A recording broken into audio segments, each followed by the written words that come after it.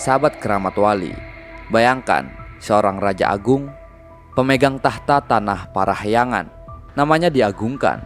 Kekuasaannya tak tertandingi. Tapi jauh di balik megahnya istana, hatinya sedang gelisah. Ia jatuh cinta, bukan pada bangsawan, bukan pada keturunan ningrat, tapi pada seorang perempuan yang justru berasal dari kalangan yang dianggap terlarang oleh istana.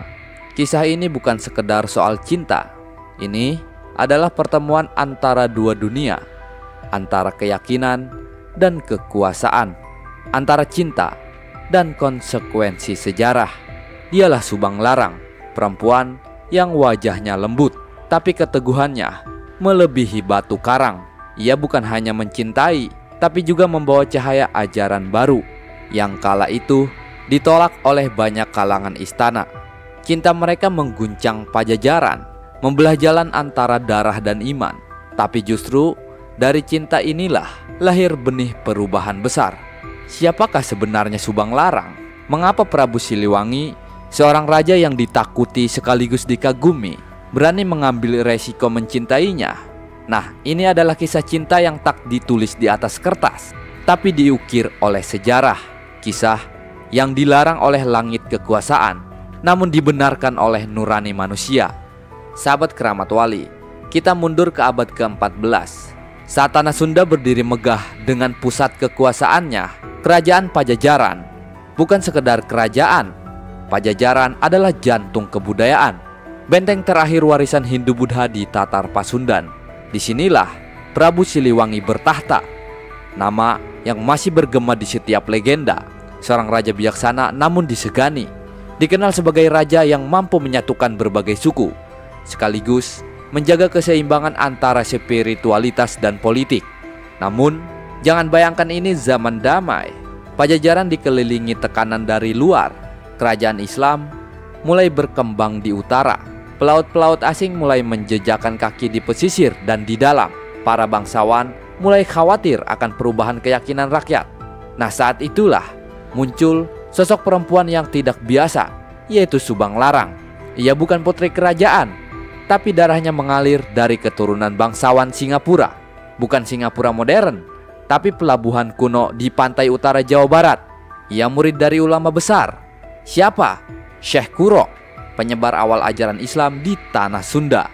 Di tengah adat istana yang masih menjunjung tinggi upacara kepercayaan lama, Subang Larang datang membawa sesuatu yang mengganggu kemapanan, keyakinan tauhid, ketegasan moral, dan cinta kepada seorang raja.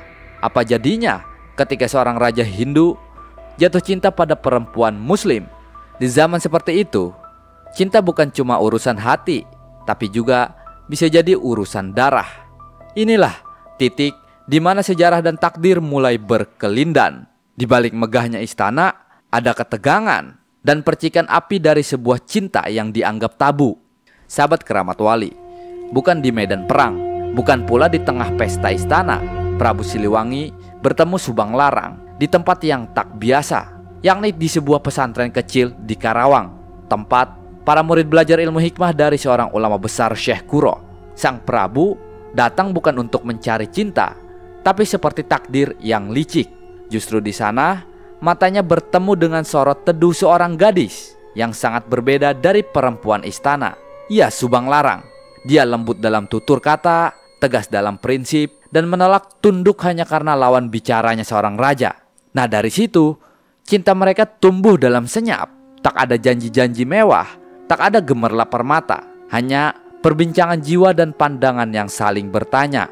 Tapi inilah masalahnya. Subang Larang adalah seorang muslimah, dan lebih dari itu, ia adalah murid utama Syekh Kuro, penyebar ajaran yang saat itu dianggap asing, bahkan membahayakan stabilitas kerajaan. Sementara Prabu Siliwangi adalah simbol kekuasaan lama. Ia dijaga oleh adat Hindu-Buddha, oleh para Brahmana dan tetua kerajaan, yang sejak awal sudah menyimpan curiga pada segala hal baru. Nah, cinta mereka adalah badai yang disimpan dalam kendi, indah tapi berbahaya, murni tapi dikelilingi oleh bisik-bisik pengkhianatan. Subang Larang bukan perempuan biasa. Di balik senyumannya tersembunyi prinsip yang tak bisa dibeli tahta. dan keberanian yang tak bisa ditaklukkan oleh mahkota.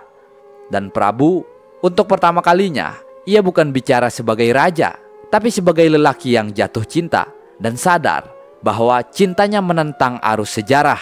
Sahabat Keramat Wali, saat cinta berubah menjadi beban dan janji suci harus ditimbang dengan tahta, maka tragedi hanya tinggal menunggu waktu. Pernikahan Prabu Siliwangi dan Subang Larang yang dilakukan secara diam-diam perlahan menjadi bara di balik dinding istana Pajajaran. Para Brahmana mulai resah. Para bangsawan berbisik di balik tabir, bagaimana bisa seorang raja Sunda bersatu dengan perempuan muslimah? Bagi mereka, ini bukan sekedar soal cinta, ini soal arah kerajaan, soal identitas, soal masa depan. Subang Larang menolak pindah keyakinan, dan Prabu Siliwangi meski hatinya tertambat pada Subang Larang, ia juga raja yang terikat oleh adat leluhur. Kekuasaan tak pernah suka kompromi dengan cinta. Gejolak itu memuncak ketika anak-anak mereka lahir, 3 cahaya dari cinta yang dikecam.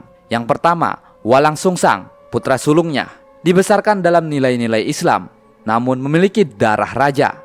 Ia kelak menjadi sosok yang dihormati, tapi tidak bisa menjadi pewaris tahta karena keyakinannya dianggap menyimpang. Yang kedua, Rara Santang, gadis lembut dan cerdas yang kelak akan menunaikan haji dan melahirkan raja besar. Siapa itu? Sunan Gunung Jati. Dan yang ketiga, Kian Santang, anak yang kelak dikenal sebagai sang penakluk, yaitu pendekar sakti yang mencari kebenaran sejati dan memilih Islam sebagai jalannya. Nah, 3 anak ini menjadi simbol dari 2 dunia yang bertubrukan, yaitu dunia lama yang memegang erat adat dan dunia baru yang membawa cahaya keyakinan. Prabu Siliwangi berada di tengah badai. Di satu sisi cinta dan darah dagingnya, di sisi lain tekanan mahkota dan bayang-bayang pecahnya legitimasi sebagai raja. Ia tidak bisa menceraikan Subang Larang, tapi juga tak bisa mengangkat anak-anaknya sebagai pewaris tahta. Maka ia ambil keputusan yang pahit, yaitu memisahkan cinta dari istana dan membiarkan sejarah mencatat luka ini dalam diam. Sahabat Keramat Wali, dari luka sebuah cinta lahirlah bab baru dalam sejarah tanah Pasundan. Ketika Subang Larang meninggalkan istana, ia tak pergi dengan tangan kosong. Ia membawa anak-anaknya dan benih perubahan yang tak bisa dihentikan. Walang Sungsang, sang putra sulung yang tersingkir dari pewaris tahta, tidak membalas dendam. Ia memilih jalan sunyi, belajar agama, memperdalam ilmu, dan membangun sebuah pusat baru. Di mana itu? Di Cirebon. Nah, bukan sekedar kota, tapi cikal bakal peradaban Islam di tanah Sunda. Sedangkan Rara Santang, sang putri lembut yang menitikan air mata di pelukan ibunya, menapaki jalan spiritual hingga akhirnya menunaikan ibadah haji, sesuatu yang nyaris mustahil bagi perempuan saat itu.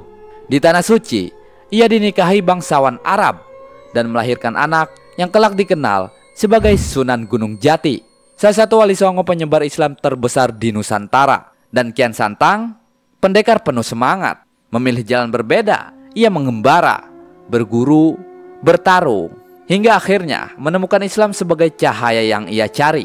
Sementara itu, Prabu Siliwangi tetap bertahta di Pajajaran, tapi kerajaannya mulai goyah, bukan karena perang, tapi karena satu hal yang paling sulit dihentikan, yaitu perubahan kepercayaan rakyat. Hindu-Buddha yang selama ini menjadi tiang Pajajaran perlahan bergeser. Rakyat mulai melihat ke arah Cirebon, ke arah anak-anak Subang Larang, bukan karena kekuatan, tapi karena keteladanan. Ya, ironis, sang raja yang memilih tahta di atas cinta justru membuka jalan bagi anak-anak dari cinta itu untuk mengubah dunia. Dan sejarah mencatat, bukan istana Pajajaran yang bertahan, tapi ajaran dari anak-anak yang diasingkan. Islam menyebar dari Cirebon ke Banten dan ke seluruh Tatar Sunda. Nah, dari air mata cinta itu lahirlah gelombang Islamisasi yang tidak datang dengan pedang, tapi dengan kasih, ilmu, dan keteguhan hati. Sahabat Keramat Wali, cinta kadang datang tanpa aba-aba, tapi ketika ia datang, dunia bisa berubah. Prabu Siliwangi bukan hanya raja, ia adalah seorang manusia yang dihadapkan pada pilihan paling sulit, cinta atau tahta. Dan seperti banyak dari kita, ia memilih yang menurutnya benar, meski akhirnya membuatnya kehilangan semuanya. Subang Larang, perempuan yang teguh memegang keyakinannya. Ia tahu mencintai raja bukan hal biasa, tapi ia juga tahu bahwa cintanya tidak boleh menggoyahkan imannya. Ia memilih jalan sunyi, dan dari jalan itulah lahir peradaban baru. Dan kita hari ini mungkin sedang berada di persimpangan serupa, antara cinta dan prinsip, antara kenyamanan dan kebenaran, antara yang tampak benar dan yang memang benar. Jika kalian jadi Prabu Siliwangi, akankah kalian tinggalkan tahta demi cinta? Atau pertahankan mahkota walau kehilangan separuh jiwa?